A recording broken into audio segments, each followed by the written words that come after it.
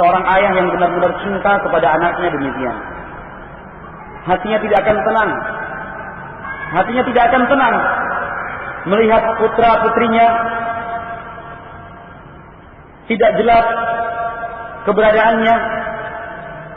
Seorang ayah, ibu ataupun orang tua tidak akan merasa tenang ketika melihat anak-anaknya tidak mendapatkan pendidikan yang layak.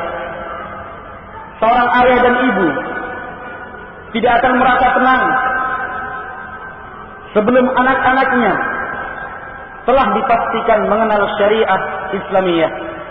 Pelajaran dari cerita ini, kalau seorang kafir semacam ayah Salman Al-Farisi benar-benar mengkhawatirkan keadaan anak kandungnya, mengkhawatirkan keselamatan anaknya, maka tentunya seorang muslim, terkhusus sunni salafi, seharusnya lebih mengkhawatirkan keselamatan anak-anaknya dunia dan akhirat. Ayahnya hanyalah khawatir tentang keselamatan dia di dunia, tetapi seorang muslim dan sunni salafi tentu harus benar-benar khawatir tentang keselamatan anak putra-putrinya, keselamatan dunia dan akhirat. Barakallahu fiikum jami'an. Kita siap mengorbankan apapun hanya untuk dapat memberikan pendidikan agama kepada anak-anak kita. Kita rela bekerja membanting tulang, mempergunakan waktu dan kesempatan kita, asalkan anak-anak kita, anak-anak as-salafiyin, anak-anak ahli sunnati wal jamaah menjadi generasi terbaik setelah zaman kita. Menjadi anak-anak generasi yang benar-benar telah menghafalkan Al-Quran, generasi yang mengenal dan memahami sunnah Nabi alaihi salatu wassalam.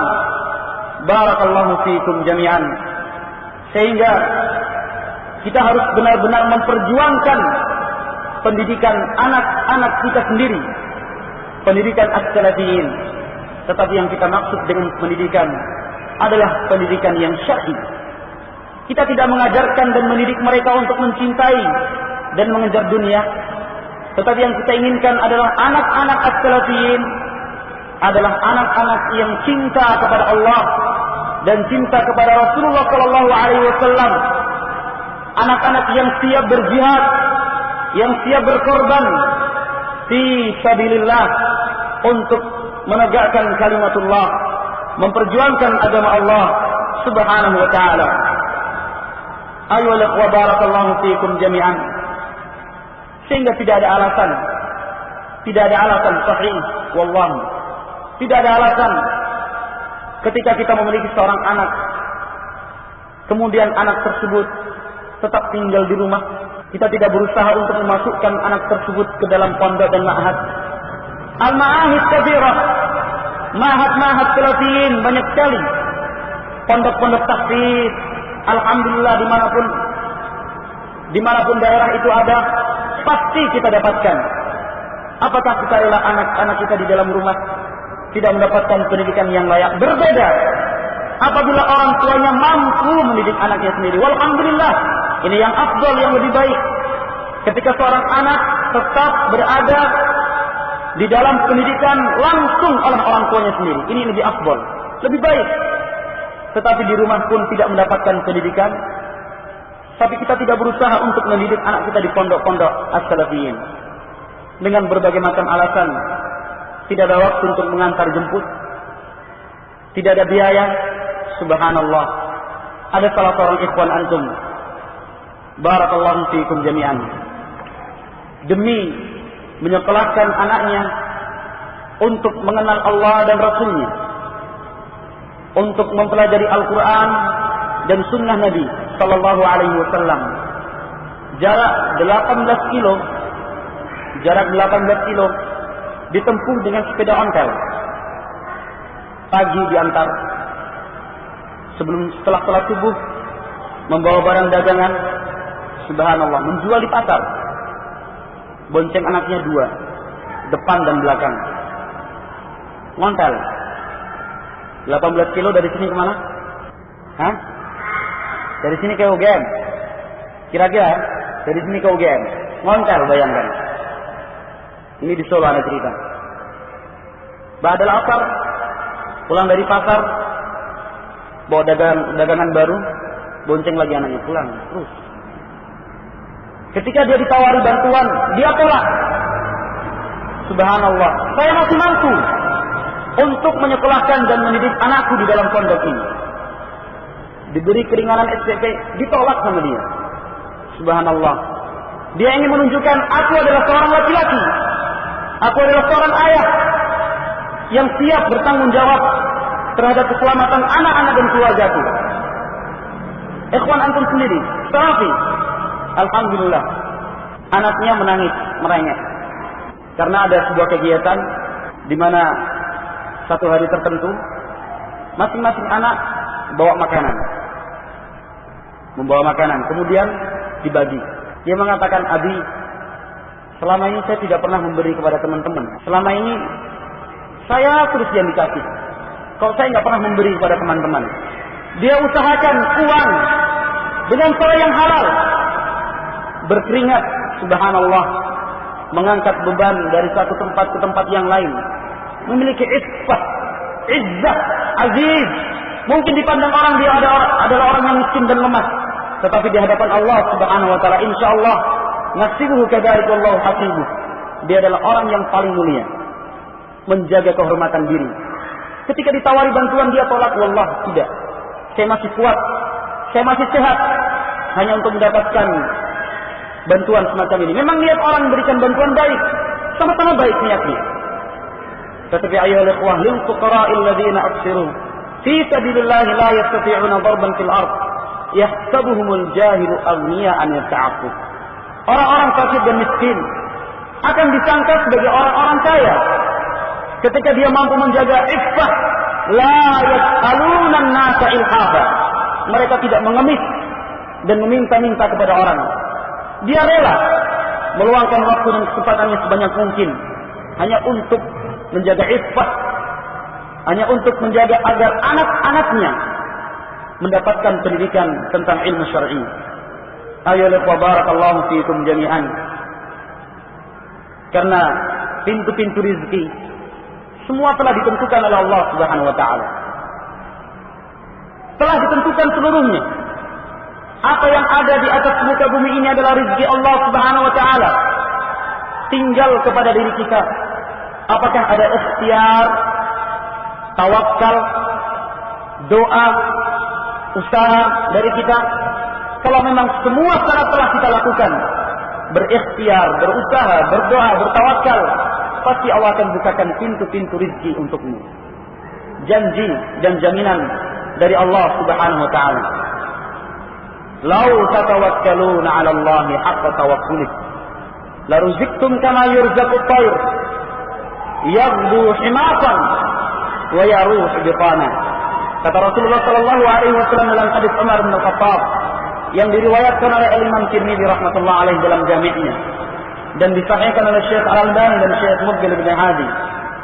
Kata Rasulullah sallallahu alaihi wasallam, kalau kalian benar-benar mampu mewujudkan tawakal kepada Allah, pasti, tidak mungkin tidak, pasti, satu hal yang pasti, tidak perlu kita ragukan, pasti Allah akan berikan rezeki untuk kalian.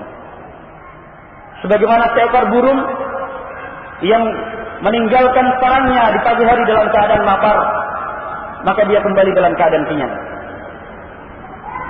Berangkatnya dia meninggalkan sarang termasuk bagian dari usaha dan ikhtiar.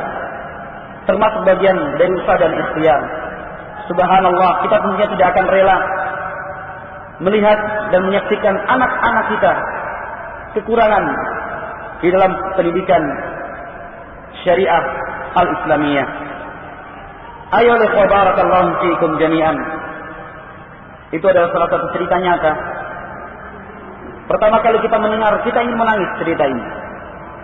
Ketika kita bertemu langsung dengan al-akh tersebut, hafizahullah ta'ala, kita melihatnya sedih, hitam kulitnya, menunjukkan setiap saat selalu bekerja keras, tetapi subhanallah aziz, benar-benar dia punya kehormatan. Terhormat dia. Ikhwati fillah yang dimuliakan dan dirahmati Allah Subhanahu wa taala, itu yang pertama. Yang harus selalu diingat adalah untuk apa kita menikah. Yang kedua, ini kaidah umum bahwa segala macam bentuk kebaikan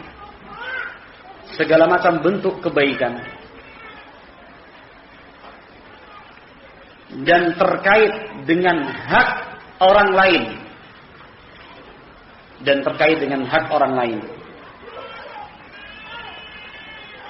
maka keluarga lah yang paling berhak untuk mendapatkannya.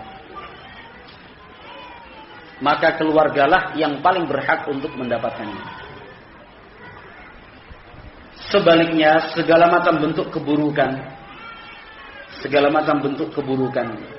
yang terkait dengan hak orang lain, maka keluargalah yang paling berhak untuk dijauhkan. Nanti saya akan menjelaskan apa arti kaidah ini. Jadi segala macam bentuk kebaikan yang terkait dengan hak orang lain, maka keluargalah yang paling berhak untuk mendapatkannya. Adapun seluruh bentuk keburukan dan terkait dengan hak orang lain, maka keluarga yang paling berhak untuk dijauhkan.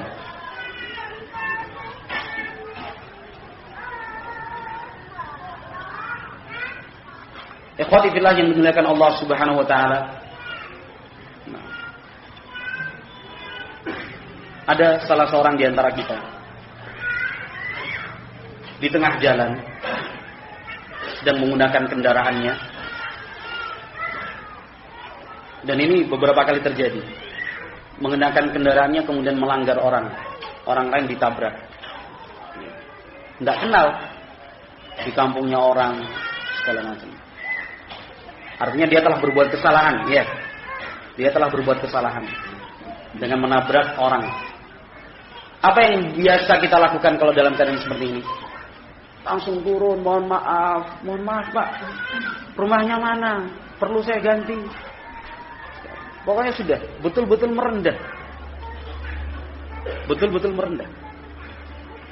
Nah, barakallahu fiikum. Tapi kalau sudah masuk dalam rumah kita sendiri, kita berbuat salah kepada istri dan anak kita.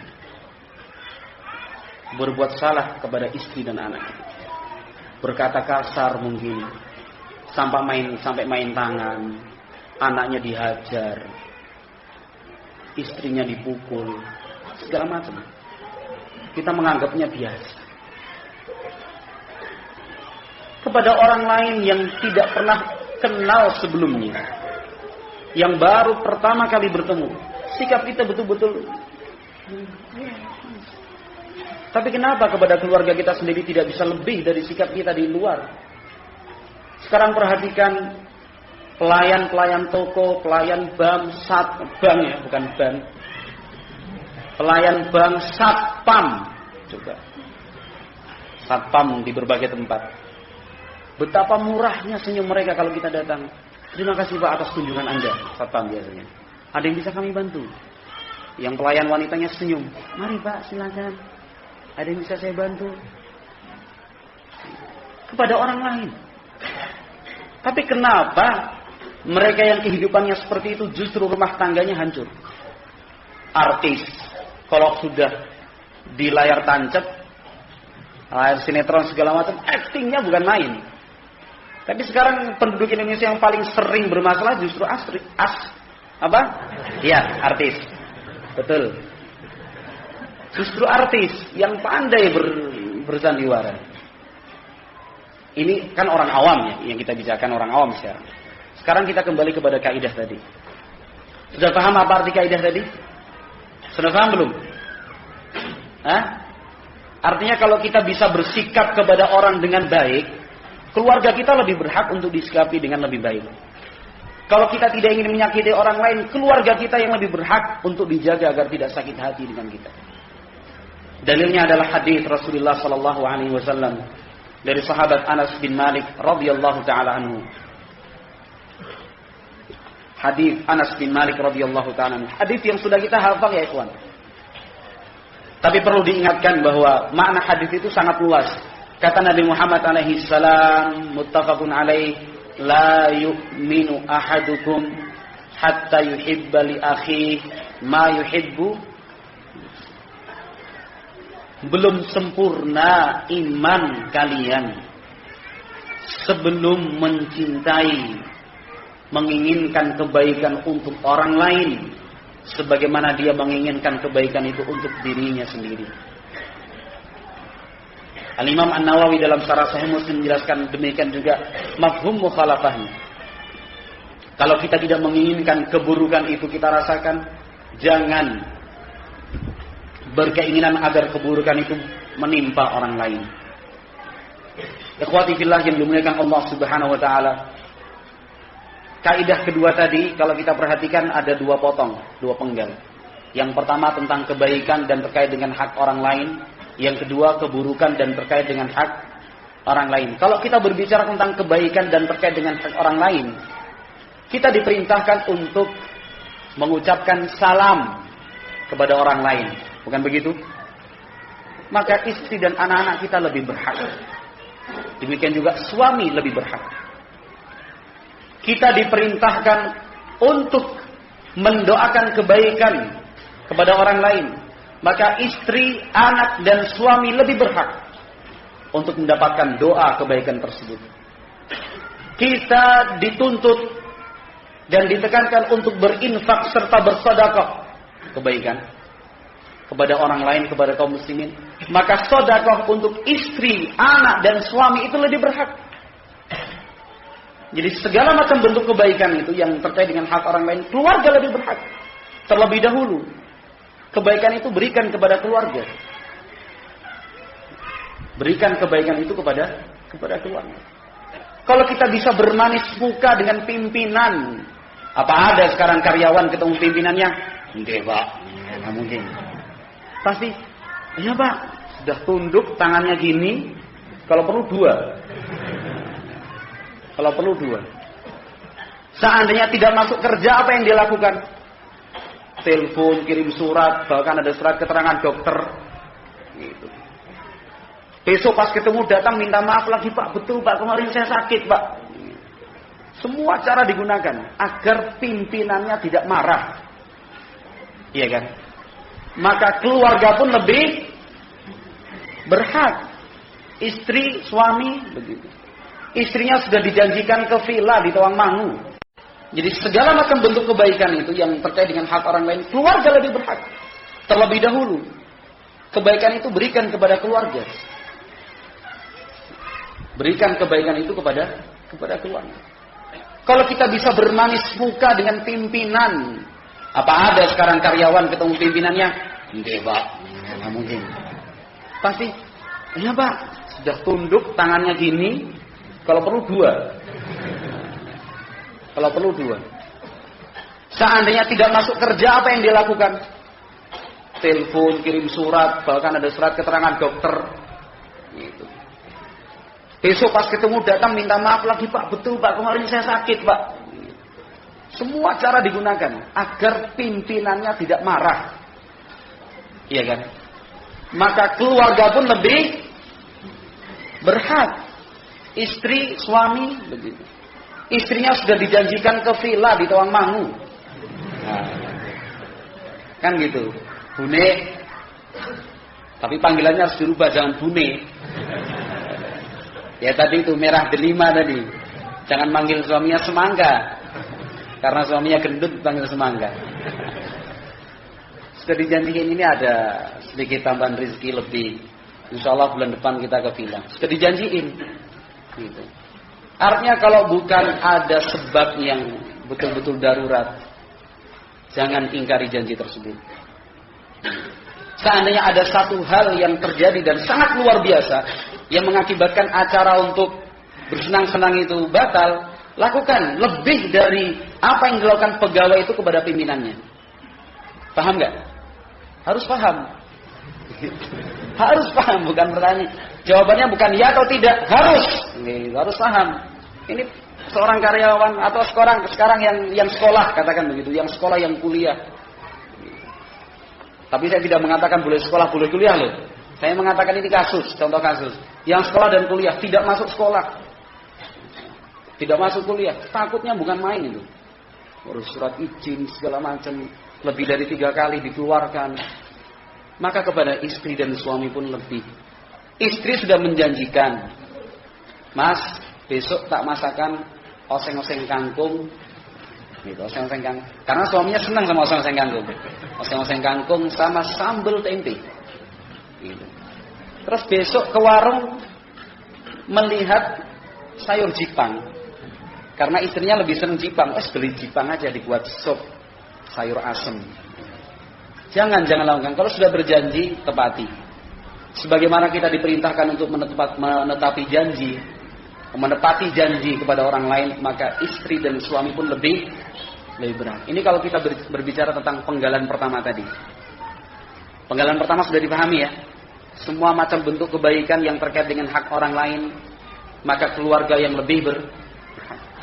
Penggalan kedua dari kaidah tadi, bahwa segala macam bentuk keburukan yang diharamkan oleh Islam, maka keluarga kita pun lebih berhak untuk jauh darinya. Islam melarang untuk su'udzan, prasangka buruk, ya atau tidak? Ya. Jadi kalau kita membahas yang seperti ini, jangan sebatas sesama kaum muslimin. Itu tidak sempit seperti itu. Kaum muslimin itu luas. Suami dan istri, murid dan guru, teman dengan teman yang lain, anak dengan orang tua, keponakan dengan pamannya, tetangga dengan tetangga, itu maknanya luas sekali. Ketika Islam mengharamkan su'udzan, iyyakum wadh-dhann fa inna dhanna akdzabul hadits. Hati-hati kalian dari sifat dzan, karena dzan itu pembicaraan yang paling dusta. Ketika kita dilarang untuk su'udzan kepada orang lain, maka kepada istri kita pun lebih tinggi tingkat pengharamannya. Kalau kita su'udzan kepada istri, atau istri su'udzan kepada suami, tingkat keharamannya lebih tinggi daripada sikap su'udzan kita kepada orang lain. Karena kaidah tadi mengatakan seperti itu. Keluarga lebih berhak. Keluarga lebih berhak. Hasad, benci, dendam, satu hal yang sangat menyedihkan dan memalukan sekali apabila ada dendam di antara sepasang suami istri. Ini memalukan sekali. Apa artinya menikah kalau ada dendam dalam hati? Dari mana kita tahu dendam itu ada? Kalau ada timbul masalah, selalu diungkit lagi masalah yang sebelumnya. Yang sepertinya hanya akan membuat kehidupan rumah tangga itu tidak harmonis. Yang sudah biarlah berlalu. Jangan ada satu kejadian, oh mas ini nggak menepati janji. Sama seperti dulu, mas juga pernah loh janjikan seperti ini terus nggak jadi. Waktu itu juga tahun ini, bulan ini catat semua ternyata. Tidak perlu diungkap seperti itu. Sebagaimana kita sebagai seorang suami pun jangan ada dendam kepada istri, jangan menyimpan dendam kepada istri. Gitu. Ada satu masalah, ya kamu juga itu seperti itu dulu. Pernah kan? Diulang. Jangan, sudah cukup. Karena itu hanya akan menyakitkan hati dan perasaan pasangannya. Ikhwati fillah yang dimuliakan Allah Subhanahu wa taala, mudah ya bicara seperti ini. Mudah juga mendengarnya kan? Yang paling enak mendengar. Yang paling susah ini berbicara. Yang paling enak itu berbicara, mendengarkan, tapi prakteknya ya ikhwan. Prakteknya. Artinya semaksimal mungkin kita wujudkan apa yang telah kita dengarkan pada hari ini dengan sebaik-baiknya dalam kehidupan rumah tangga kita. Sungguh. Nah, sungguh. Ikhwati fillah yang dimuliakan Allah Subhanahu wa taala. Nah, kemudian itu kaidah kedua. Kemudian kaidah ketiga. Jadi setiap kaidah itu pengembangannya sangat luas nanti. Marilah kita sama-sama mengembangkan. Artinya begini, kalau kita membahas, mendengar, membaca satu hal kebaikan yang terkait dengan hak orang lain, maka yang pertama kali kita bayangkan adalah pasangan kita. Pasangan kita. Oh, ini yang paling berhak istri, yang paling berhak adalah suami. Berkata dengan lembut, hikmah dalam berdakwah, bertemu dengan masyarakat begini, istri pun lebih berhak. Suami pun demikian.